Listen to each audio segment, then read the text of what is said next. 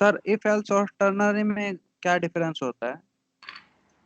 If else और ternary में, ternary operator बेटा बुलियन वेरिएबल के साथ यूज होता है। जिस फंक्शन की रिटर्न टाइप बुलियन होती है ना, बुलियन, वहां टर्नरी का यूज होता है।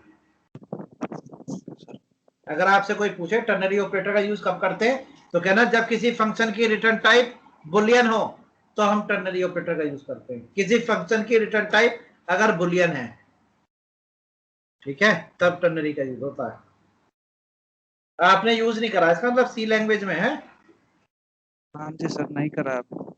चलो लो एक एग्जांपल और देख लो भाई स्टूडेंट्स, एक टर्नरी का एग्जांपल और देख लो।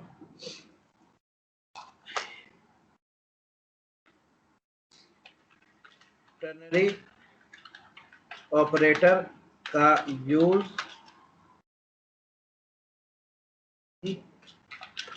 फंक्शन की, अगर किसी फंक्शन की रिटर्न टाइप है तो आप टर्नरी ऑपरेटर की हेल्प से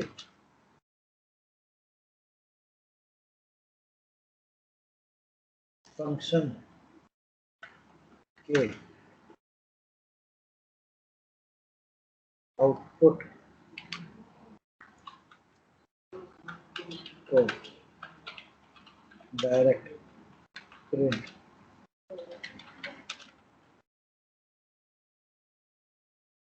अगर किसी फंक्शन की रिटर्न टाइप बुलियन है तो आप टर्नरी ऑपरेटर की हेल्प से फंक्शन के आउटपुट को डायरेक्ट प्रिंट करा सकते हैं। आप देखो एग्जाम्पल, एक क्लास है, चलिए तो मैं आपको हाँ इवन आउट का प्रोग्राम बना के दिखाता हूँ। देखो स्टूडेंट, एक प्रोग्राम मैंने क्लास ली, क्लास का नाम रख दिया मैंने मून।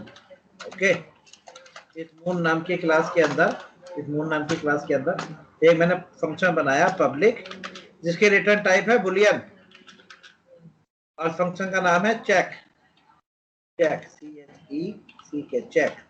समझ गए? अब रिटर्न टाइप देखो इसकी क्या है, बुलियन, ठीक है, और एक वेरिएबल लिया x, और यहाँ पे मैंने ये स्टैटिक फंक्शन बना दिया। स्टैटिक इसलिए बना लिया कि मुझे ऑब्जेक्ट की जरूरत नहीं पड़ेगी। एक क्लास बनाई मैंने बॉस, ध्यान से देखो स्टूडेंट, पब्लिक स्टैटिक का नाम टर्नरी रख देते हैं, ternary demo 2, public static void main string args। देखो इंपोर्ट करने का एक दूसरा तरीका, नया तरीका भी देखो, आप डायरेक्ट भी लिख सकते हो, जावा डॉट यूटिल डॉट स्कैनर। आप ऊपर लिखते हैं ना इंपोर्ट यूटिल, आप इंपोर्ट ऊपर ना लिख के ऐसे भी लिख सकते हो, ये भी एक तरीका होता है इंपोर्ट करने का। ऐसे इक्वल टू न्यू, दोबारा लिखना पड़ेगा, डॉट यूटिल डॉट स्कैनर, और इसके अंदर लिख दीजिए सिस्टम डॉट इन, फिर यहाँ लिखिए system dot out dot print, ऐसे लिख दीजिए एंटर नंबर, इंटीजर नंबर बराबर SC dot next int. Okay, तब जब आप इस प्रोग्राम को रन करोगे तो ये आपसे पूछेगा एंटर नंबर, तो अब आपको उस नंबर को चेक करके बताना है वो इवन है या ऑड। तो देखो स्टूडेंट कितना बढ़िया तरीका है, देखो सीधा लिखो system dot out dot print line, और देखो इसके अंदर तुमने लिखा moon dot check, moon dot check, और वैल्यू पास कर दी, वैल्यू पास कर दी नम, है ना। अब देखो ओए इधर देखो सबके सब, इधर मून डॉट चेक और नम पास करा, और देखो इसके आगे लगाया क्वेश्चन मार्क और कॉलन, क्योंकि इसकी रिटर्न टाइप क्या है, बुलियन, तो तुम यहाँ पर क्वेश्चन मार्क कॉलन लगा के डायरेक्ट लिख सकते हो। देखो अब तुम्हें अलग से लिखने की जरूरत नहीं, यहीं पे लिख दिया तुमने, देखो इट इज इवन, और यहाँ लिख दिया 8 इज ऑड। और देखो यहाँ पे क्या लिखा तुमने, अब ये जो वैल्यू है नम है, ये नम यहाँ से x में जाएगी, और यहाँ पे तुमने इससे चेक कराया, देखो कि x की वैल्यू को 2 से डिवाइड करने पे अगर 0 आया तो यहाँ से रिटर्न करे ट्रू, और नहीं तो रिटर्न करे फॉल्स। बस वहां पर कुछ नहीं लिखा आपने, यहाँ पे लिखा रिटर्न ट्रू फॉल्स। अब ट्रू और फॉल्स बुलियन कहते हैं। अब देखो जैसे ये फंक्शन यहाँ कॉल होगा तो यहाँ पर या तो ट्रू आएगा या फॉल्स आएगा। अगर यहाँ पे ट्रू आया तो क्वेश्चन मार्क चलेगा, और अगर फॉल्स आया तो कॉलन चलेगा। ऐसी जगह यूज करते हैं टर्नरी का। देखा कितना शॉर्ट फॉर्म में काम कर दिया। अब इसे रन करके देख लो।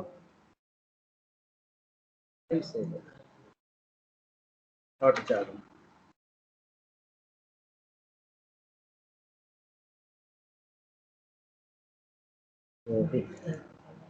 और कंडीशंस ऑफ टर्नरी के अंदर सेम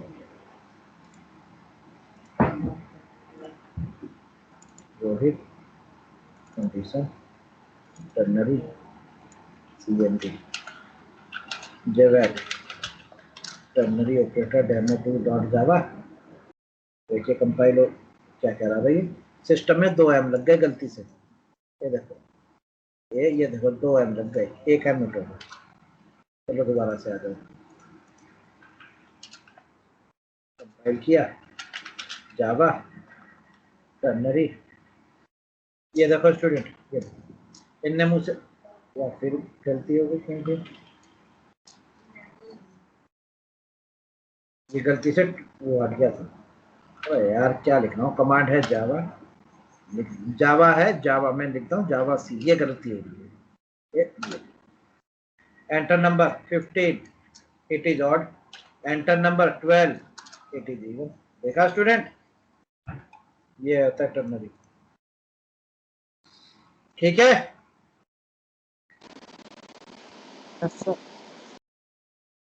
और बताओ। और इस बिना आप कहो कि और छोटा कर दूं, और छोटा भी कर सकता हूं मैं इसे। देख और छोटा करूं इसे, देख ये फंक्शन की जरूरत नहीं होगी। System dot out dot print line, ये देखो आप डायरेक्ट यहाँ लिख दो, देखो यहाँ लिख दो, देखो ऐसे ब्रैकेट लगाओ, ऐसे ब्रैकेट लगाओ और यहाँ लिखो एक क्या नाम है इसका, नम, नम डिवाइड बाय 2 इक्वल टू 0, तो क्वेश्चन मार्क नहीं तो कॉलन, फिर लिख दो, फिर लिख दो उसके अंदर। ठीक है, इट इज इवन और इट इज ऑड। ये अब देख और छोटा, एक ही लाइन। अब चाहे ये चीज सब ऊपर की डिलीट मार दे, चाहे सब कुछ डिलीट कर दे, एक ही लाइन में बना दिया पूरा प्रोग्राम। दोबारा देखो, कंपाइल किया, रन किया, वैल्यू डाली 45 इट इज ऑड। देख 2 बार आ रहा है, एक ऊपर वाले से आ रहा है, एक नीचे वाले से आ रहा है, 22 इट इज इवन। देखा, देख लो फंक्शन की रिटर्न टाइप में होता ना। ये देखो ये पूरा प्रोग्राम है, चाहे इस लाइन को भी डिलीट कर दे, इस वाली लाइन को डिलीट कर दे, इस फंक्शन को भी, क्लास को भी पूरी डिलीट कर दे, एक ही लाइन में कर दिया पूरा इवन ऑड। कैसे यूज कर लो वो तो आपकी प्रोग्रामिंग स्किल्स हैं, धीरे धीरे प्रोग्रामिंग करोगे तो अपने आप पता चल जाएगा कैसे कैसे लिखते हैं। चलिए, तो आज हम आपको बताने जा रहे हैं लूप। क्या बताने जा रहे हैं, लूप। ठीक है जी, चलिए शुरू करते हैं loop. Ashwin,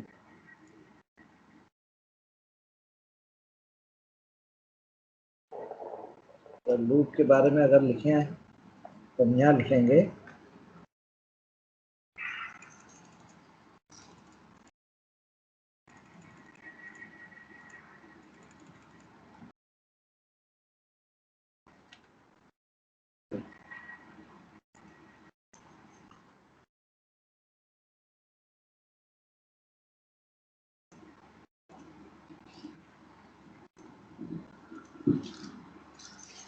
loop.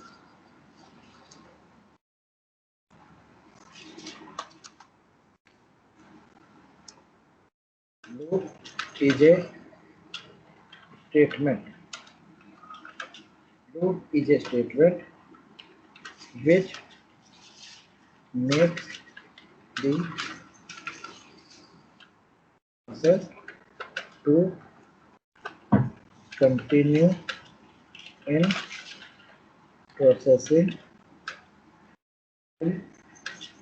the given condition becomes false। हाँ जी, रोज पढ़िए क्या लिखा मैंने लूप के बारे में, क्या डेफिनेशन लिखा है पढ़िए। Loop is a statement which makes the process to continue in processing till the given condition becomes false। क्या मतलब है कि लूप एक स्टेटमेंट है जो किसी भी कार्य को जब तक प्रोसेसिंग में बनाए रखता है जब तक दी गई कंडीशन फॉल्स नहीं हो जाती। ठीक है, तो loop is a statement which makes the process to continue in processing till the given condition become false. Clear? चलिए अब मुझे बताएगा कौन? अश्विन बताएगा टाइप्स ऑफ लूप। बताओ भैया, टाइप्स ऑफ लूप बताओ अश्विन। Yes sir. कितने टाइप्स के लूप होते हैं बताइए, types of loop. Sir 3 types. 3 types क्या क्या? Sir for loop, while loop, yes sir, if else loop. If else loop थोड़ी होता है, फॉर लूप, व्हाइल लूप और do while loop. Do while loop. तो ये गलत है जवाब आपका, ये गलत जवाब दिया आपने। हाँ जी विकास, विकास बताइए टाइप्स ऑफ लूप, कितने टाइप्स के लूप होते हैं? For loop, while loop, do while loop. अगर जवाब दोगे तो गलत जवाब है। चलिए आपको भी नहीं पता, रोहित बताइए types of loop.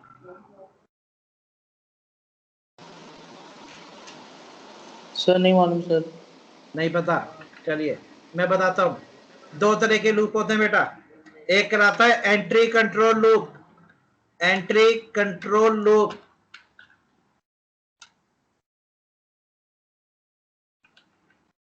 Entry control loop. दूसरा कहलाता है एग्जिट कंट्रोल लूप।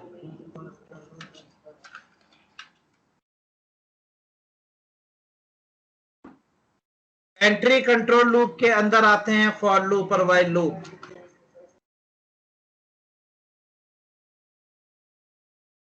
और एग्जिट कंट्रोल लूप के अंदर आता है डू व्हाइल लूप। क्या है इसका जवाब? ध्यान रखिएगा, बच्चे यही गलती कर आते हैं कि उनसे पूछा जाता है टाइप्स ऑफ लूप, कहेंगे फॉर लूप, व्हाइल लूप और डू व्हाइल लूप। नहीं, गलत जवाब है वो। लूप होते हैं एंट्री कंट्रोल लूप और exit control loop. Entry control loop के अंडर आते हैं फॉर लूप और व्हाइल लूप, और एग्जिट कंट्रोल लूप के अंडर में आता है डू व्हाइल लूप। समझ में आया? चलिए अब इन तीनों में क्या डिफरेंस है ये समझाता हूं।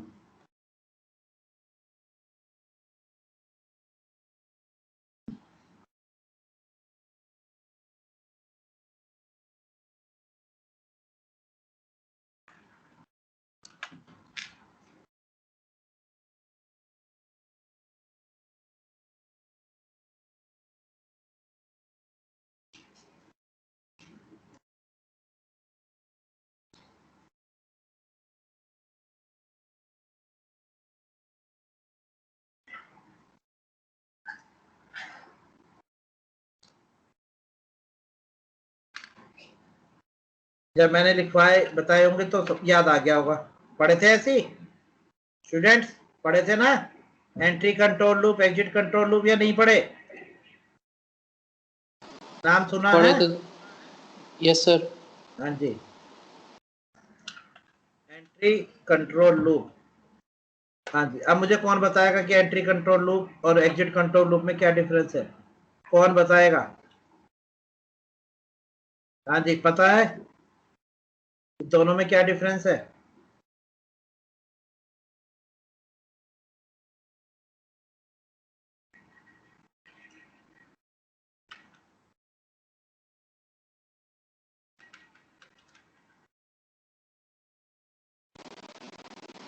बताइए कोई स्टूडेंट अगर जानता हो।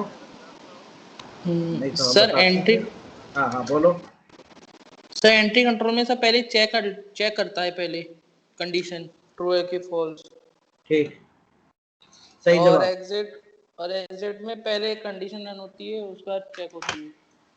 कंडीशन रन नहीं होती, बॉडी रन होती है। हाँ बॉडी रन होती है उसको। तो लिखवा रहा हूँ एंट्री कंट्रोल लूप देखिए लिख दिया मैंने, entry control loop, entry control loop में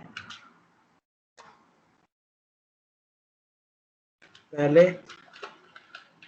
कंडीशन चेक होगी और अगर कंडीशन सही निकली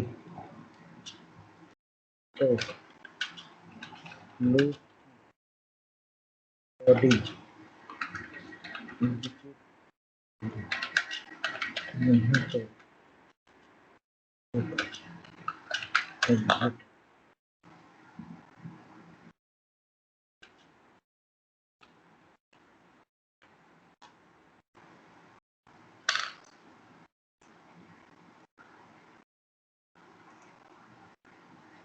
हाँ जी रोहित पढ़ो क्या लिखा मैंने, एंट्री कंट्रोल लूप के बारे में मैंने क्या लिखा है, पढ़िए। एंट्री कंट्रोल लूप में पहले कंडीशन चेक होगी और अगर कंडीशन सही निकली तो लूप की बॉडी एग्जीक्यूट होगी, नहीं तो लूप एग्जिट हो जाएगा। ओके समझ गए हैं। अब जरा इसी चीज को ले जाओ।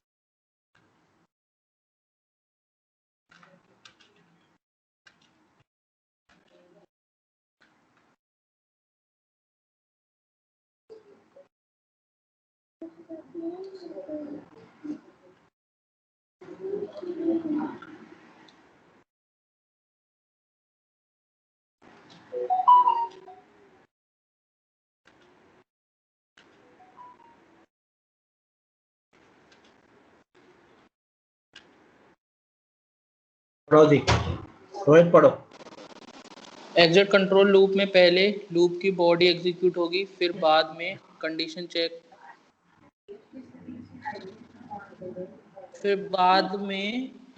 चेक होगी और अगर कंडीशन रॉन्ग निकली तो लूप एग्जिट हो जाएगा, नहीं तो दोबारा एग्जीक्यूट होगा। समझ में आ गया दोनों में डिफरेंस। एंट्री कंट्रोल लूप में पहले कंडीशन चेक करेगा, कंडीशन गलत निकली तो लूप रुक जाएगा, सही निकली तो चलेगा। एग्जिट कंट्रोल लूप में पहले बॉडी चेक करेगा, मतलब बॉडी एग्जीक्यूट होगी और कंडीशन गलत निकली तो बाहर आ जाएगा, लेकिन बॉडी तो एक बार चल चुकी ना। एंट्री कंट्रोल लूप में पहले कंडीशन चेक करेगा, अगर कंडीशन गलत है तो बॉडी एग्जीक्यूट होगी ही नहीं।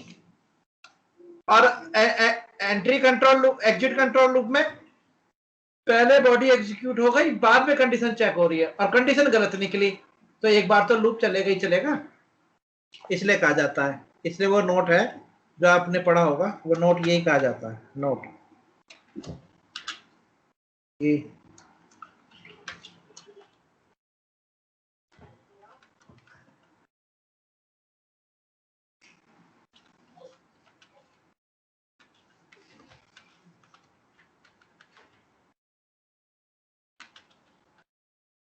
क्या है ये नोट, पढ़ना जरा। एग्जिट कंट्रोल लूप में बॉडी एक बार जरूर एग्जीक्यूट होगी। समझ में आ गया। एंट्री कंट्रोल लूप में लूप की बॉडी एक बार जरूर एग्जीक्यूट होगी। कंडीशन गलत है ना, कंडीशन गलत है तो भी एग्जीक्यूट होगी, कंडीशन गलत होने पे भी एग्जीक्यूट होगी, और एंट्री कंट्रोल लूप में नहीं होगी। यही इसका सबसे मेन डिफरेंस है। ठीक है स्टूडेंट, कोई दिक्कत वाली बात हो तो बताइए। No sir. ये थे लूप। तो अब आपने पढ़ा है कि एंट्री कंट्रोल लूप में फॉर और वाइल लूप आते हैं और एग्जिट कंट्रोल में डू वाइल आता है। ठीक है, कोई दिक्कत वाली बात नहीं। इसके अलावा जावा ने दो लूप और इंट्रोड्यूस कर दिए जावा 5 के बाद। दो लूप और आए बेटा, यहीं पे लिखवा दो, इसके साथ ही यहीं लिखवा दे रहा हूं। वो आया है फॉर ईच लूप, क्या आया है? For each loop. और एक चौथा आया है लेबल्ड, LABLED, लेबल्ड लूप। कौन कौन से आए हैं भाई? So for each loop and label. Labelled loop और फॉर ईच लूप, ये दो लूप नए आए जावा 5 से, ये ध्यान रखना। जावा के पुराने वर्जन में नहीं थे, नए वर्जन में आएंगे। ठीक है, चलिए तो अब आपको ये सब चीज हम एक बार बता देते हैं।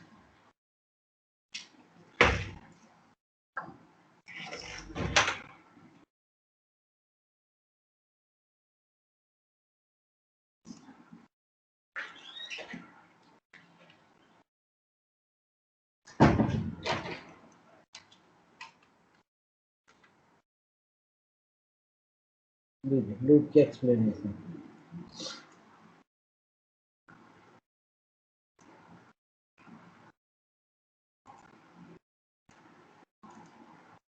मेरे पास लूप के, एक मिनट,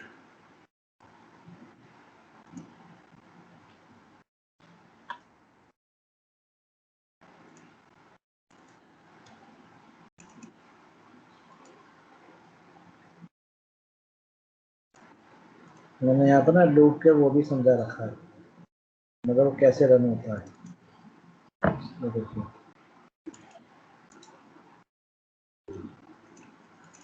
ये तो मैंने बताई है, ये तो मैंने दिया है।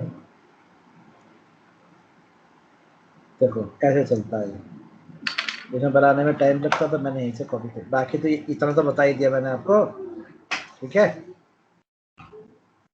फॉर लूप में कैसा होता है, पहले लिखते हैं फॉर, फिर उसके अंदर लिखेंगे इनिशियलाइजेशन, फिर सेमीकोलन, फिर कंडीशन, फिर सेमीकोलन, फिर स्टेप। ये स्टेप इंक्रीमेंट डिक्रीमेंट को कहते हैं कि वो इंक्रीमेंट करेगा या डिक्रीमेंट करेगा। ये सब चीज़ें तो वैसे आप लोगों को पता भी होगी।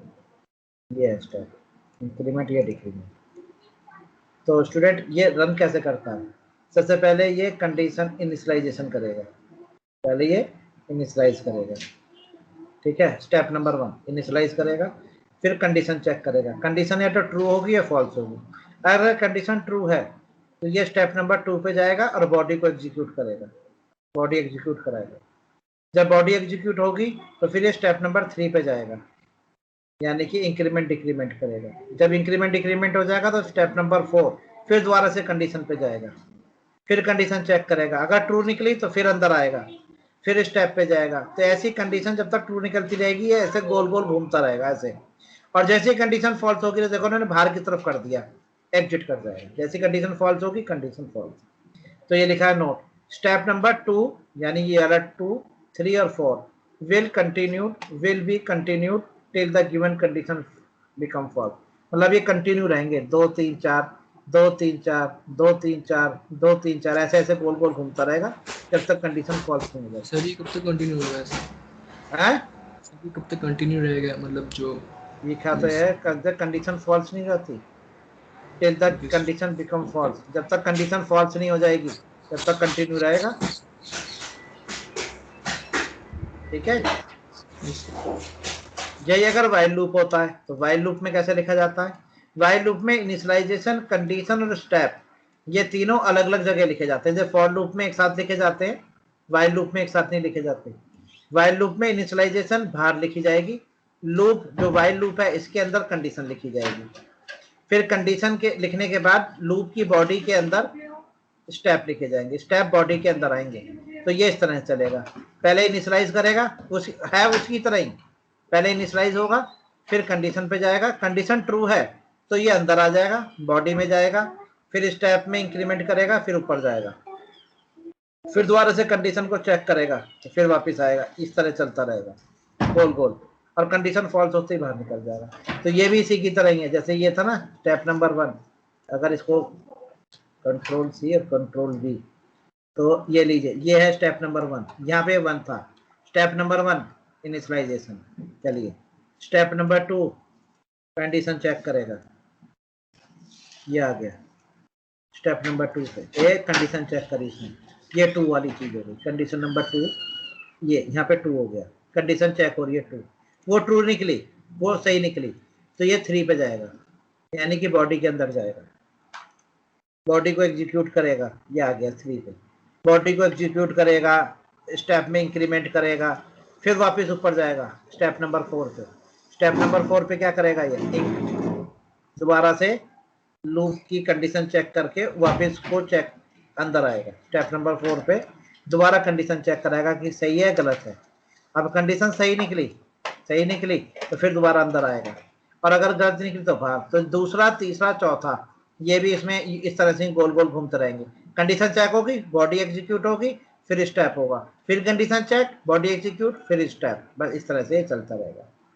इनिशियलाइजेशन केवल एक बार होती है, यहाँ भी इनिशियलाइजेशन केवल एक बार ही होगी, ये और फॉल्स होने पे बाहर निकल जाएगा। चलिए अब आ जाओ डू वाइल पे, डू वाइल में भी यही चीज है, बिल्कुल सेम है। स्टेप नंबर 1 सबसे पहले इनिशियलाइजेशन, ये देखिए इनिशियलाइजेशन ये लीजिए, ये इनिशियलाइज हो गया, यहाँ पे यहीं पर रख दूंगा, ये 1 हो गया, इनिशियलाइज हो गया, और इनिशियलाइज होते ही देखिए सीधा डू के अंदर गया बिना किसी रोक टोक के, यहाँ पे डू में यहाँ पे देखो कोई कंडीशन नहीं लिखी हुई जो इसको आने से रोकती, ये सीधा बॉडी के अंदर चला, सीधा देखो इनिशियलाइज हुआ और सीधा बॉडी के पास, जबकि यहाँ पर आपने देखो 2 पे कंडीशन आई थी, यहाँ भी 2 पे कंडीशन थी, इससे ऊपर वाले भी 2 पे कंडीशन थी, देखो 2 पे कंडीशन थी, जबकि नीचे देखो 2 पर कंडीशन नहीं है, 2 पे सीधा बॉडी मिल गई, 2 पर यहाँ पे क्या मिली, सीधी बॉडी, 2 पर यहाँ पे बॉडी मिली है, देखिए सीधा 1 और 1 के बाद सीधी बॉडी मिल गई, अब ये बॉडी पे आ गया, यानी बॉडी को रीड कर रहा है, एग्जीक्यूट कर रहा है बॉडी को, बॉडी रीड कर दी इसने, बॉडी रीड करते ही फिर ये स्टेप पे गया, यानी कि स्टेप को भी इसने इंक्रीमेंट डिक्रीमेंट कर दिया, ये देखिए अब ये स्टेप पे भी आ गया, यानी कि आपके स्टेप एक इंक्रीमेंट हो गया, ये लीजिए स्टेप भी इंक्रीमेंट हो गया, ये तीसरा वाला भी इसने काम कर दिया, स्टेप वाला भी काम कर दिया। अब ये कंडीशन चेक कराएगा चौथा, यानी कि सबसे आखिरी वाला जो पॉइंट था चौथा, वहां पे कंडीशन चेक हो रही है, सबसे बाद में कंडीशन चेक हुई, अब कंडीशन ट्रू है फॉल्स, अगर कंडीशन ये चौथा स्टेप हो गया, ये लिख दिया मैंने चौथा, यहाँ पे चौथे पे इसने कंडीशन चेक करेगी, चौथा स्टेप कंडीशन चेक करने पे, तीसरा स्टेप, तीसरा क्या है, तीसरा ये है, यहाँ पर स्टेप यहाँ लिख दो, ये तीसरा है स्टेप इंक्रीमेंट डिक्रीमेंट करने का, तो सीधा 1 के बाद 2 पे, 2 के बाद 3 पे, 3 के बाद कंडीशन पे, कंडीशन ट्रू है तो देखो ट्रू है तो फिर वापस घूम गया, फिर दूसरा तीसरा चौथा यूं चलता रहेगा, और कंडीशन फॉल्स है तो बाहर आ जाएगा, लेकिन एक बार तो बॉडी एग्जीक्यूट कराएगा ही कराएगा, ये है डू वाइल ऐसे चलता है, वाइल ऐसे चलता है, फॉर लूप ऐसे चलता है। चलिए सेव,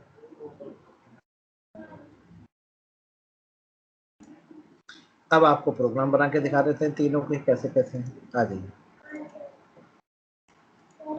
प्रोग्राम है, write a program to print 1 to 10 counting using और loops, सभी loops, तो class loop demo, class loop demo, public static void main, string ARP,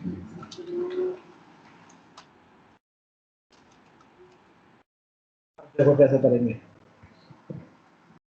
सबसे पहले आपने कहा जी फॉर लूप से लिखो सिंटैक्स, तो देखो ऐसे लिखते हैं, पहले फॉर लिखो, फिर उसके आगे 2 पैरेंथेसिस लगाओ, इन्हें बोलते हैं पैरेंथेसिस, फिर उसके 2 ब्रेसेस लगाओ, ये ब्रेसेस, ये पैरेंथेसिस, इसके अंदर सबसे पहले लिखो इनिशियलाइजेशन, इनिशियलाइजेशन का मतलब होता है कहाँ से स्टार्ट करनी है, 1 से, यहाँ पर एक वेरिएबल ले लो इंटीजर i बराबर 1, इसे कहते हैं इनिशियलाइजेशन। फिर लिखो कंडीशन कहाँ तक ले जानी है, 10 तक, तो यहाँ लिखो i less than equal to 10, अब 1 से लेके अगर 10 तक जाएगी तो जो ये लूप है ये आगे की तरफ बढ़ेगा घटेगा, मतलब 1 से 2 होगा, 2 से 3 होगा जब 10 पे पहुंचेगा, या 1 से 0 होगा, 0 से -1 होगा जब 10 पे पहुंचेगा। तो आपने कहा जी बढ़ेगा, जब 1 से 2 होगा, 2 से 3 होगा, 3 से 4 होगा, जब ये आगे की तरफ बढ़ेगा, तो इसे कहते हैं इंक्रीमेंट। इंक्रीमेंट डिक्रीमेंट करने के 3 तरीके होते हैं। अब देखिए, अब मुझे नहीं पता ना कि आपको सी आती है नहीं आती, हम तो ये मानकर चलते हैं कि अगर आप जावा पढ़ रहे हो तो आप सी पढ़ के आए होंगे। इंक्रीमेंट, अब इंक्रीमेंट करने के 3 तरीके होते हैं, 3 तरह से इंक्रीमेंट होता है। एक इंक्रीमेंट कहलाता है बाइनरी इंक्रीमेंट, बाइनरी इंक्रीमेंट। एक कहलाता है यूनरी इंक्रीमेंट, और एक कहलाता है compound increment. Binary increment, unary increment और कंपाउंड इंक्रीमेंट। इसी तरह से डिक्रीमेंट भी 3 तरह के होते हैं। डिक्रीमेंट भी बाइनरी, यूनरी और कंपाउंड। अच्छा जी, अब बाइनरी इंक्रीमेंट कैसे होता है?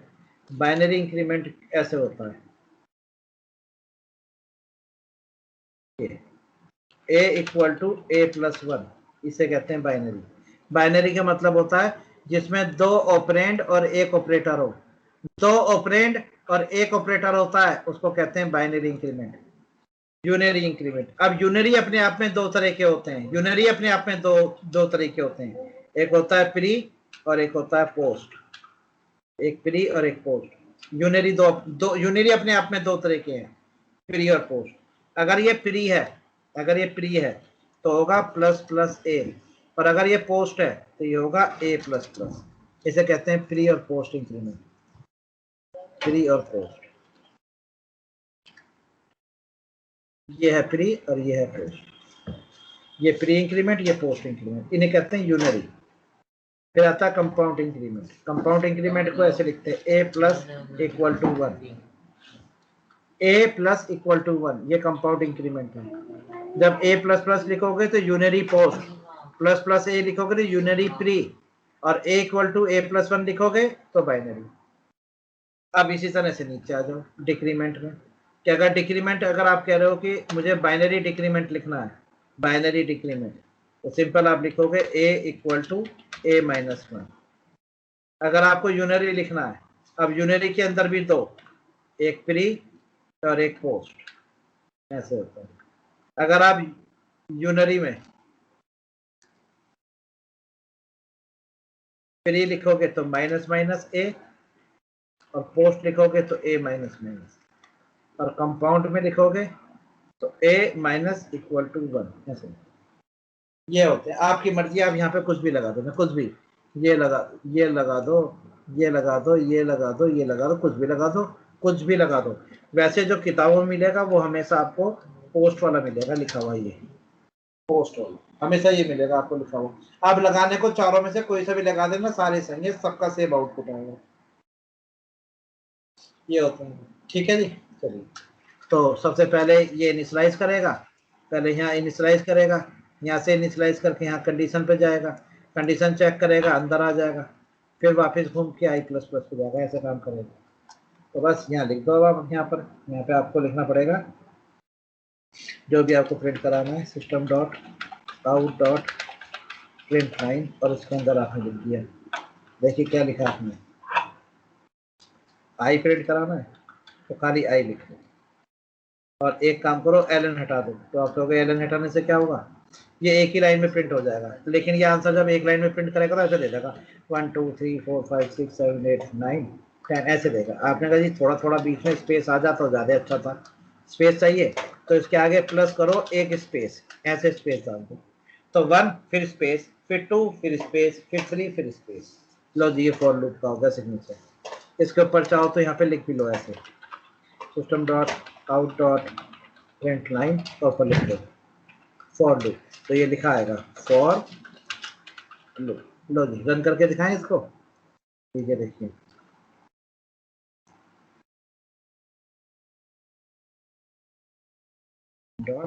.java, ये आ गया आपका लूप।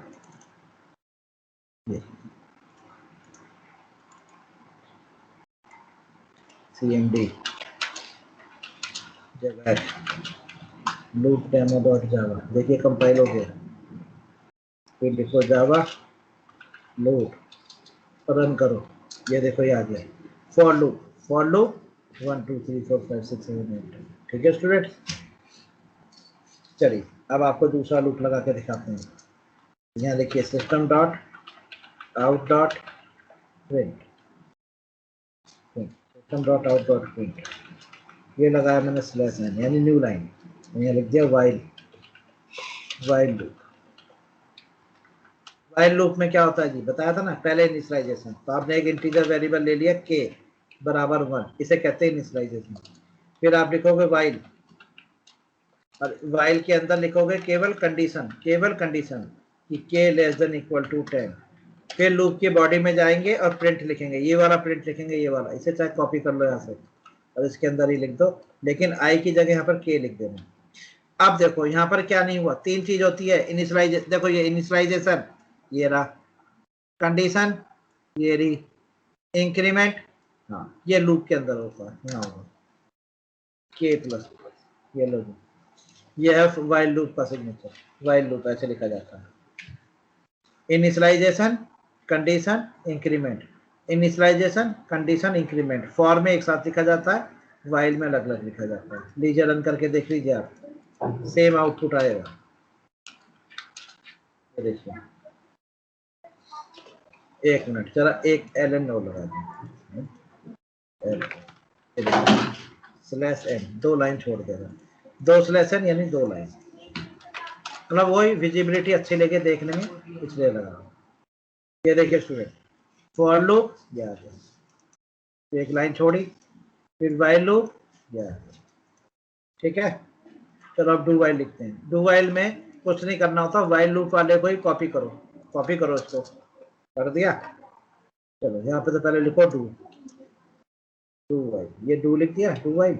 अब एक नई चीज देखो, इसमें जो ये कंडीशन होती है, इस कंडीशन को यहाँ से हटाकर नीचे लिख दो, बाहर लिख दो, और जहां से कंडीशन को हटाया वहां पे केवल डू लिख आओ, और जहां कंडीशन तुमने ले जाके रखी है वहां पर सेमीकोलन लगाते हैं। ध्यान रखना, फॉर लूप के आगे सेमीकोलन नहीं लगाते, वाइल लूप के आगे भी सेमीकोलन नहीं लगाते, डू वाइल के आगे सेमीकोलन लगाते हैं, मैंडेटरी है, नहीं लगाई तो एरर आ जाएगी। अब ये तो हम यूज कर चुके हैं, यहाँ पर वेरिएबल का नाम चेंज करके m रख लिया, m, ये लो, ठीक है। अब रन करके देखो, ये हो गई इनिशियलाइजेशन, ठीक है। एक मिनट दो, ये हो गई आपकी इनिशियलाइजेशन, ये हो गई इनिशियलाइजेशन, और सीधा बॉडी के अंदर बॉडी प्रिंट, फिर इंक्रीमेंट, फिर कंडीशन। अब कंडीशन गलत है तो बाहर, लेकिन एक बार तो बॉडी चल चुकी है ना, ये चीज है। चलिए दोबारा रन करके देखिए, कंपाइल किया, फिर रन, ये देखो, देखा for loop, while loop, do while loop, ये थे जी। अब आपको इसमें कंडीशन गलत करके दिखाते हैं। ये देखिए, यहाँ पे मैंने i की वैल्यू रख ली 15, यहाँ भी मैंने k की वैल्यू रख ली 15, और यहाँ पर m की वैल्यू रख ली 15। अब ध्यान से देखो, i की वैल्यू 15 है, कंडीशन चेक हुई, क्या वो 10 से छोटी है, कंडीशन फॉल्स, ये अंदर जाएगा ही नहीं, यानी कि फॉर लूप प्रिंट नहीं होगा। फिर ये k का, k equal to 15, condition check करो, क्या 15 10 से छोटा है, कंडीशन फॉल्स, ये अंदर जाएगा ही नहीं, वाइल लूप प्रिंट नहीं होने का।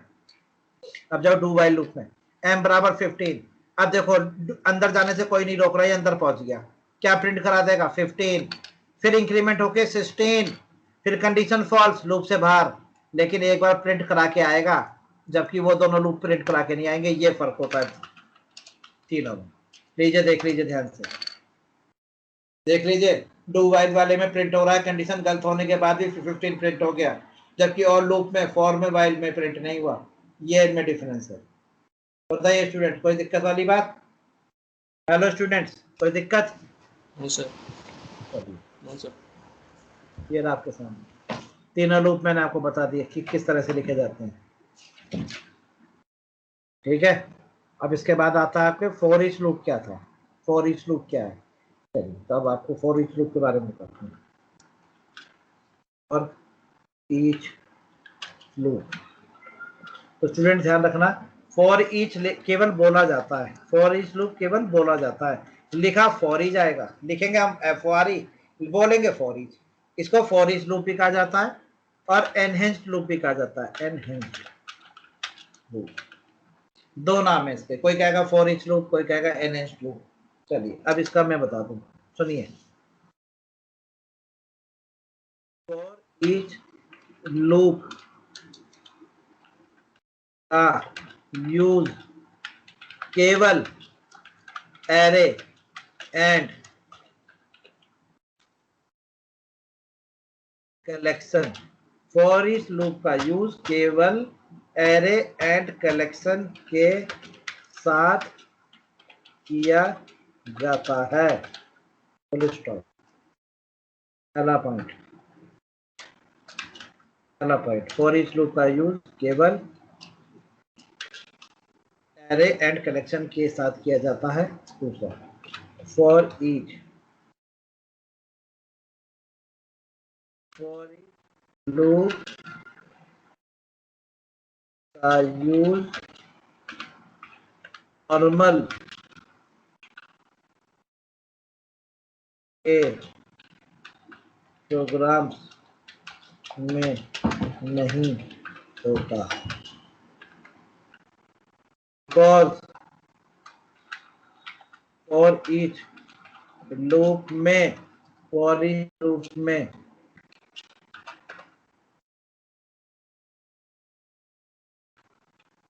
Initialisation comma condition and increment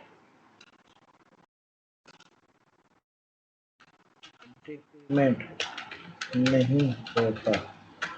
पढ़ना जी क्या लिखा है मैंने, ये दोनों पॉइंट पढ़ो जरा, क्या लिखा है रोहित, पढ़ो। फॉर ईच लूप का यूज केवल एरे एंड कलेक्शन के साथ किया जाता है, और फॉर ईच लूप का यूज नॉर्मल लूपिंग के प्रोग्राम्स में नहीं होता, बिकॉज फॉर ईच लूप में initialization condition and increment decrement नहीं होता। आगे समझ में, इसलिए फॉर ईच लूप जो है वो नॉर्मल प्रोग्रामिंग में नहीं होता। मतलब आप कहो कि फॉर ईच लूप से एक नॉर्मल प्रोग्राम है, 1 से लेकर 10 तक की गिनती प्रिंट करा दो, नहीं कर सकता। क्यों? तो इसमें इनिशियलाइजेशन कंडीशन इंक्रीमेंट डिक्रीमेंट होता ही नहीं, तो ये कर ही नहीं सकता। ये केवल एरे और कलेक्शन के साथ यूज किया जाता है, एरे और कलेक्शन के साथ, बस, और कहीं यूज नहीं है इसका। जैसे बनाई एरे और कलेक्शन के लिए गया है। अच्छा, अब इसका सिंटैक्स देखो,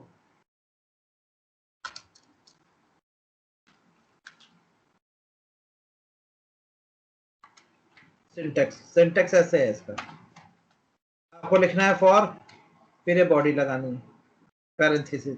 आप देखना इसमें क्या लिखना है, यहाँ पर, यहाँ देखो ये कॉलर लगता है बीच में, और यहाँ पर आपको अपने एरे का नाम लिखना है, एरे नेम, एरे का जो भी नाम है वो ही रख दो, एरे नेम।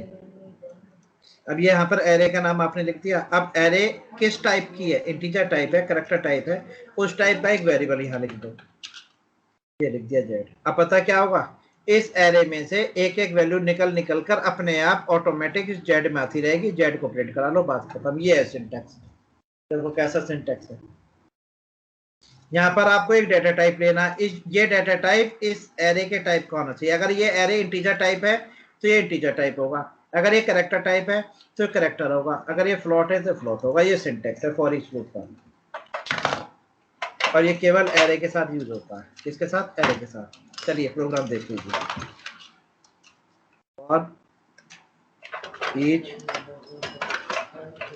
डेमो, और ईच डेमो, ध्यान से देखिए student, public static void main string args। देखिए इंटीजर एरे लिए मैंने, ये देखिए ये है एरे, और इसमें मैंने ये एलिमेंट रख लिए 41, 52, 63, 74, 85, ये 5 एलिमेंट रखे मैंने। जो तुम्हारा ओल्ड स्टाइल था, पुराना स्टाइल, ओल्ड स्टाइल काम करने का, ओल्ड स्टाइल पता है क्या था? ऐसे लिखते थे, फॉर लिखते थे, और फिर इसके अंदर लिखते थे ऐसे, इंटीजर i बराबर 0, ऐसे लिखते थे आई बराबर 0 करके, एरे 0 स्टार्ट होती है, आई बराबर 0। फिर पता है क्या लिखते थे, आई लेस देन 5 जो इसका साइज है। फिर यहाँ लिखते थे आई प्लस प्लस, और फिर यहाँ लिखते थे system dot out dot print line. पता है फिर इसके आगे क्या लिखते थे, ए और ब्रैकेट के अंदर आई। ये था जी पुराना स्टाइल, ऐसे यूज होता था पुराने स्टाइल में। अभी भी ऐसे यूज होता है दूसरी लैंग्वेज में। यहाँ पे एक नई चीज है, ऐसे लिखते हैं, देखो ये है। अब इसे रन करके दिखा रहा हूँ, ये पुराना स्टाइल है जो आपसे हमने पहले यूज करते थे सी में, सी प्लस प्लस में। सेव एज डॉट जावा, ये आ गया आपका लूप के अंदर,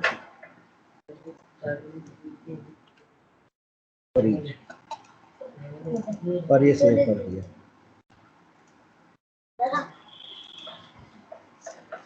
फॉर ईच, ये VJCMD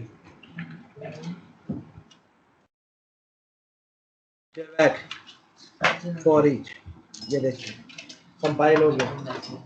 अच्छा इसके आगे वो लगा दो जरा, ये लगाना भूल गया था कमेंट। चलिए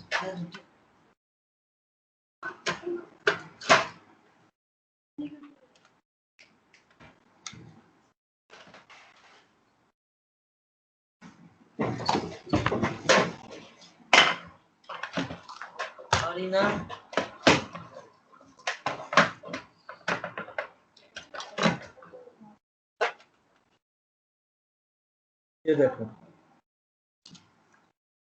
ये देखिए ये आ गई।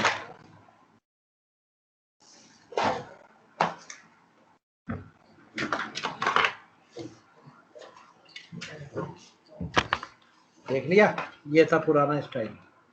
तो एरे का एक एक एलिमेंट प्रिंट हो रहा है। पहले यहाँ पर आई की वैल्यू 0 आएगी तो A0 ये प्रिंट हो गया। फिर आई की वैल्यू इंक्रीमेंट होकर यहाँ पर 1 हो जाएगी, A1, फिर 2 हो जाएगी, A2, फिर 3 हो जाएगी, A3, फिर 4 हो जाएगी, A4। ये पुराना स्टाइल था। नया स्टाइल देखोगे, अब देखो न्यू स्टाइल, न्यू स्टाइल ये लेटेस्ट अब जो चल रहा है। 4 लिखना, केवल 4, ये है ना।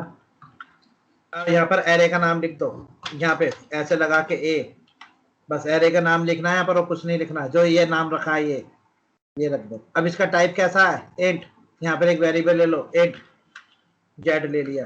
अब पता है क्या होगा, ए की वैल्यू अपने आप ऑटोमेटिक निकल कर जेड में आती रहेगी। कुछ इंक्रीमेंट नहीं करना, कुछ डिक्रीमेंट नहीं करना, कुछ नहीं करना, अपने आप ए की वैल्यू निकलेगी और जेड में आ जाएगी। केवल जेड को प्रिंट करा लो।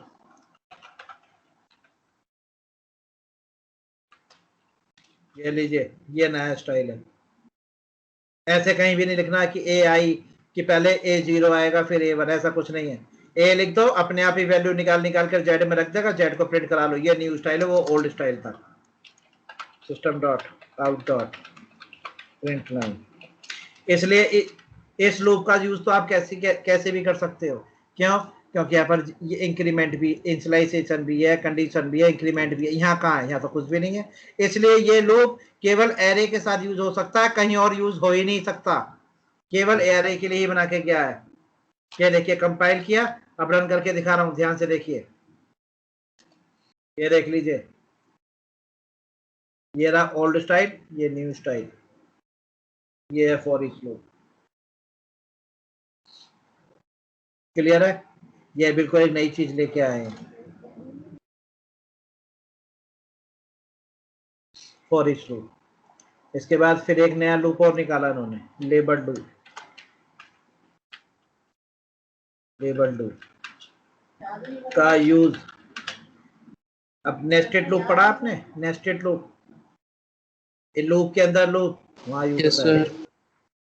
लेबल लूप का यूज नेस्टेड लूप में, नेस्टेड लूप में, लेबल लूप का यूज नेस्टेड लूप में इनर लूप या नेस्टेड लूप में किया जाता है। ये तो हो गया, लेबल लूप का यूज नेस्टेड लूप में किया जाता है। चलिए पहला पॉइंट, नेस्टेड लूप में, नेस्टेड लूप में, नेस्टेड लूप पता किसे कहते हैं? चलो मैं लूप भी लिख के दिखा दूं। नेस्टेड लूप लूप का मतलब loop with in loop. Nested loop का मतलब लूप विद इन लूप, समझ गए? नेस्टेड लूप का क्या मतलब होता है? Loop with in loop, loop के अंदर लूप, इसे कहते हैं नेस्टेड लूप।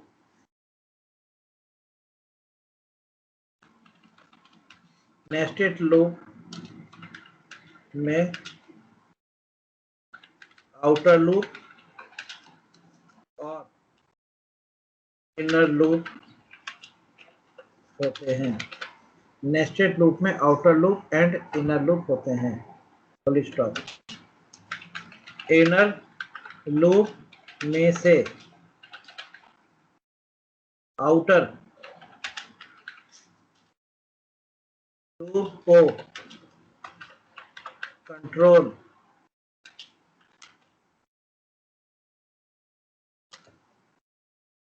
करने के लिए टेबल्ड लूप का यूज किया जाता है। पढ़ो जी, पढ़ो फटाफट, सारे पॉइंट्स पढ़िए। लेबल्ड लूप का यूज नेस्टेड लूप में किया जाता है। नेस्टेड लूप का मतलब loop with in loop. Nested loop में आउटर लूप और इनर लूप होते हैं। इनर लूप में से आउटर लूप को कंट्रोल करने के लिए लेबल्ड लूप का यूज किया जाता है। Class labelled labelled loop demo, labelled loop demo. चलो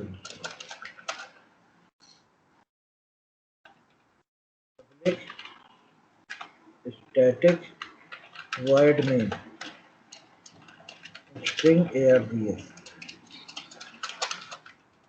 पब्लिक स्टैटिक वॉइड में स्ट्रिंग args। ओके, अब देखो जी, ये लगाया मैंने एक फॉर लूप। यहाँ लिखा मैंने इंटीजर i बराबर 1, i less than equal to 5, i plus plus. ये है आउटर लूप, ये आउटर है आउटर। इसके अंदर लगाया एक दूसरा लूप, इसे कहते हैं इनर लूप। मैंने इंटीजर k बराबर 1, k less than equal to 3, k plus plus. System dot out dot print line. बताओ क्या होगा अगर मैं यहाँ पर प्रिंट कराऊं ये k की वैल्यू, तो आपके नज़र में किस तरह से आउटपुट आने वाला है? बताओ जी, क्या आउटपुट होगा इसका?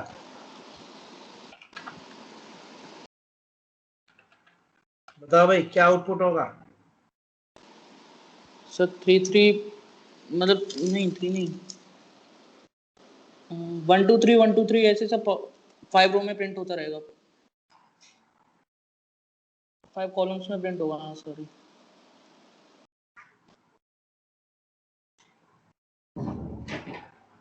मतलब कि 1 से लेके 3 तक की गिनती प्रिंट होगी 5 बार, है ना? Yes sir. यही तो कहना चाह रहे हो?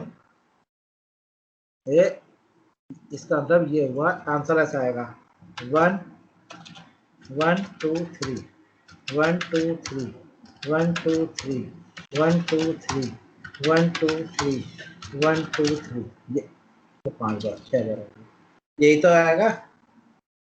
Yes sir. अब स्टूडेंट देखिए, अब मैं यहाँ पर एक कंडीशन, अगर मैं इसको 5 बार कर दूं तो स्टूडेंट क्या होगा बताना? अगर मैं इसको 5 बार कर दूं तो क्या होगा? तो सर 5 बार। हाँ ऐसे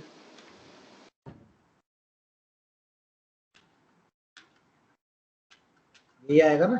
दिखा दो, एक बार दिखा दो तो देख लो।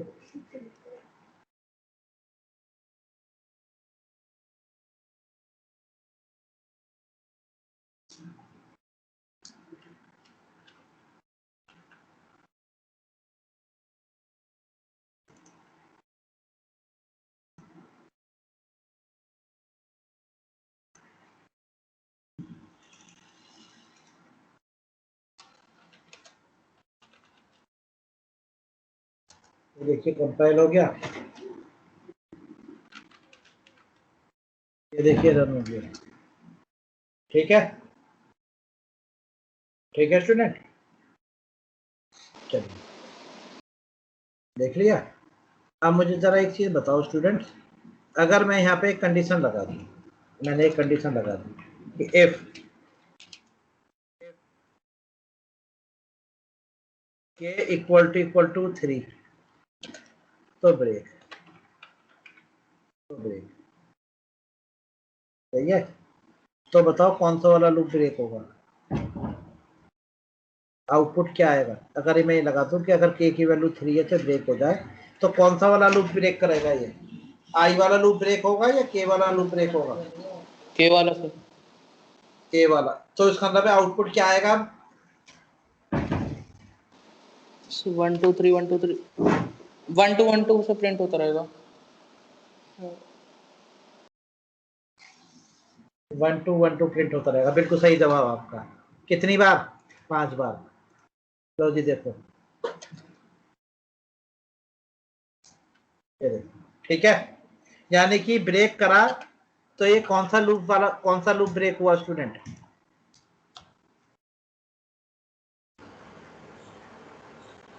कौन सा लूप ब्रेक हुआ student, third number, third sir के नंबर, वाला, सर के के वाला ब्रेक ब्रेक हुआ। ठीक है, के का लूप ब्रेक करा इसने। स्टूडेंट जरा आप बताना, अगर मैं यहाँ पर आई की वैल्यू 1 कर दूं, आई की वैल्यू इक्वल टू 3 तो ब्रेक, तो कौन सा लूप ब्रेक होगा और उसका क्या आउटपुट आएगा, आई वाला ब्रेक होगा। बताइए। सो 1 2 3 4 5 1 2 सर 5। बताइए स्टूडेंट, अगर मैं यहाँ पर आई इक्वल टू 3 करके ब्रेक करूं तो आई का लूप ब्रेक होगा, के का लूप ब्रेक होगा, कौन सा लूप ब्रेक होगा और क्या आउटपुट आएगा, बताइए।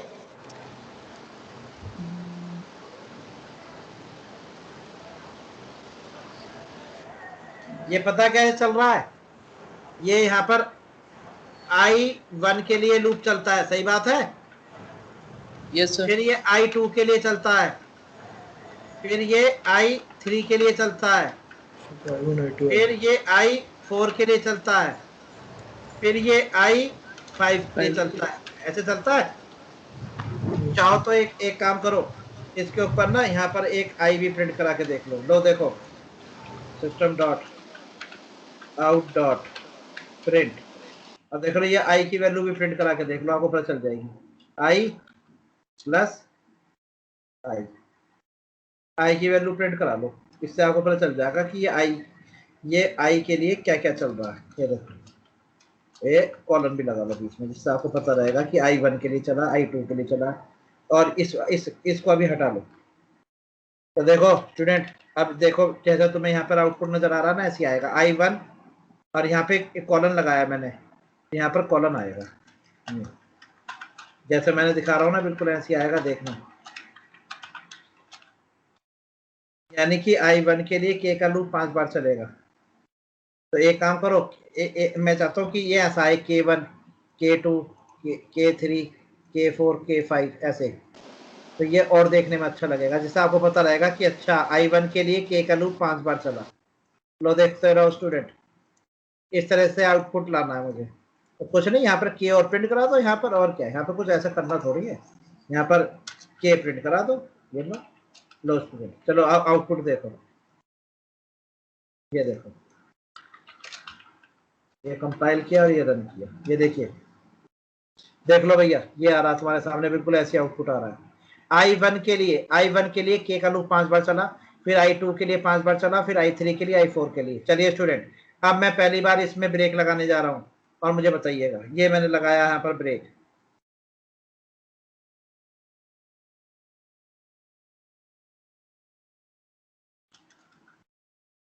ये लगाया ब्रेक, और यहाँ पे मैंने के लिए कंडीशन लिखी, के के बारे में लिखा, के बारे में। ये क्या हो गया, हाँ चलो सही है। अब स्टूडेंट बताइए, इस प्रोग्राम को देखते हुए मुझे को उसका आउटपुट बताइए। अगर मैं यहाँ पे के को ब्रेक करूं तो यहाँ पर आउटपुट क्या आएगा स्टूडेंट, बताइए। सर K1 K2 5 बार हो सकता है। हाँ जी, हाँ, यानी कि क्या आपका कहने का मतलब है कि यहाँ पर जो आउटपुट आएगा आई का लूप कितनी बार चलेगा? 5 बार। लेकिन के का लूप कितनी बार चलेगा? 2 टाइम्स। तो देखिए ये आउटपुट आपके सामने जनरेट हुआ स्टूडेंट, ये देखिए, सही बात है। चलिए अब आप थोड़ा सी कंडीशन में थोड़ा सा तब्दीली करिए, चेंज करिए, यहाँ पर आई लिख दीजिए। और अब मुझे स्टूडेंट बताइए कि अगर मैं अब इस प्रोग्राम को रन करूं तो आउटपुट क्या आएगा student? K1, K2, K3, K4, K5 दो बार आएगा सर। I1, I2 दो बार प्रिंट करेगा। चलिए तो मतलब आपने बताया आपके अलावा किसी और का आंसर अलग है? मतलब ये जो है किसने जवाब दिया? ये अश्विन से है अश्विन ने। अश्विन कह रहा है कि सिर्फ इतना आंसर आएगा। अश्विन इतना बता रहा है। और कोई? आई की वैल्यू अगर 3 है तो ब्रेक हो जाए, तो ये गलत जवाब है अश्विन का, ये जवाब नहीं आएगा। सिर्फ I3 वाला प्रिंट नहीं होगा, केवल I3 वाला प्रिंट नहीं होगा, I3 तो प्रिंट होगा, I3 तो ऐसा लिखा आएगा। लेकिन के का लूप, यहां पर तुम आई की कंडीशन लिखो या के की कंडीशन लिखो, ब्रेक हमेशा के का ही लूप होगा, आई का लूप कभी ब्रेक नहीं होगा। तो आउटपुट आपका ये देखने को मिलेगा, जैसे मैं आपको दिखा रहा हूं यहां पर, कि I1 के लिए के का लूप 5 बार चलेगा, I2 के लिए चलेगा, लेकिन जैसी आई की वैल्यू 3 होगी ये ब्रेक हो जाएगा। तो I3 के लिए के का लूप नहीं चलेगा। और आप कह रहे हो कि आई का लूप ब्रेक हो जाएगा, नहीं होगा, नहीं होगा। आउटपुट देख लीजिए, यही चीज तो इसमें समझानी थी, यही चीज आप लोगों को नहीं पता था। ये देख लीजिए, ये देख लीजिए, ये रहा आउटपुट, ध्यान से रखना है इस चीज को। और ये जावा में नहीं, किसी भी लैंग्वेज में, चाहे सी लिखो, चाहे C++, जावा, पाइथन, दुनिया की कोई सी भी लैंग्वेज लिख लेना, आउटपुट यही आएगा। यहाँ पर I=3 लिखा है, तो ये जो ब्रेक करेगा ना, ये ब्रेक हमेशा के लूप को ही करेगा, आई का लूप कभी ब्रेक नहीं होगा। और मुझे आई का लूप ही ब्रेक करना है। अगर आई का लूप ब्रेक होगा तो फिर ये आउटपुट ये आएगा, अगर आई का लूप ब्रेक हुआ तो फिर आउटपुट ये आएगा। लेकिन आई का लूप ब्रेक नहीं होगा, के का लूप ब्रेक होगा, तो आउटपुट ये आएगा। चलिए इसी चीज को प्रोग्रामिंग में, मतलब इस चीज को कि यहाँ पर जो ब्रेक हो वो आई का लूप ब्रेक हो, इस चीज को जावा ने सॉल्व कर लिया, जबकि किसी और लैंग्वेज में नहीं है, जावा ने सॉल्व कर लिया। जावा एक नई चीज ले आई, लेबल लूप। पता है क्या करा जावा ने? कहा इन लूपों को नाम दे दो, इसको नाम दे दो। तुमने कहा इसका नाम है रोहित, इस लूप को नाम दे दिया रोहित। और तुमने कहा इस वाले लूप का नाम दे दो विकास। लो जी, नाम दे दिया। अब यहाँ कंट्रोल करो, देखो अब तुमने कहा विकास को ब्रेक कर, तो अगर विकास ब्रेक हुआ तो इस प्रोग्राम का आउटपुट ये वाला आएगा, ऐसा आएगा। देख लो, ये देखो, ये नई चीज आई जावा में, ये देखिए विकास ब्रेक होगा, यानी कि इनर लूप ब्रेक होगा। तो देखो देखो ऐसा आ रहा है। अब तुमने कहा कि यहाँ पर ब्रेक कर दे किसको? रोहित को, तो ये बाहर वाले लूप को ब्रेक कर देगा। अब आउटपुट क्या आएगा? देखो, एक ही प्रोग्राम के दो आउटपुट। ये देखिए, ये है जावा नई चीज जो लेके आई। ये देखो, आई के लिए चला, 2 के लिए चला, I3 के लिए ब्रेक हो गया, तो I3 के बाद तो लूप चला ही नहीं। क्यों? I3 पर बाहर वाला लूप ब्रेक हो गया, बाहर वाला। जब ये वाला लूप ब्रेक हो गया तो सारा ही खत्म हो गया। लेकिन अगर अंदर वाला लूप ब्रेक हो रहा है तो बाहर वाला तो चलता रहेगा ना। ये है लेबल लूप, इसलिए मैंने लिखा नेस्टेड लूप में आउटर लूप और इनर लूप होते हैं। इनर लूप में से आउटर लूप को कंट्रोल करने के लिए लेबल लूप का यूज किया जाता है।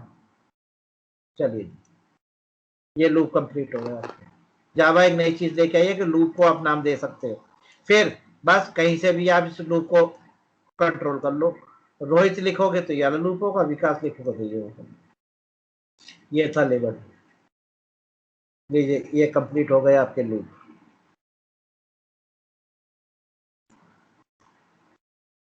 ये मैं आपको अपलोड कर दे रहा हूँ रोहित फोल्डर। तो एक काम कर रहा हूँ मैं, पूरे रोहित फोल्डर को ही जिप कर रहा हूँ, तो किसी का अगर कुछ छूट आ गया होगा तो वो इस फोल्डर से सब कुछ ले लेगा। रोहित के अंदर सब कुछ है आज तक का। लीजिए, रोहित नाम का फोल्डर अपडेट हो गया। चलिए ओके, चलिए अब नेक्स्ट स्टार्ट करेंगे, मतलब नेक्स्ट सेशन जब स्टार्ट होगा तो उसमें हम आपको एरे पढ़ाएंगे। ठीक है, चलिए ओके जी, good day. Thank you sir. Okay welcome.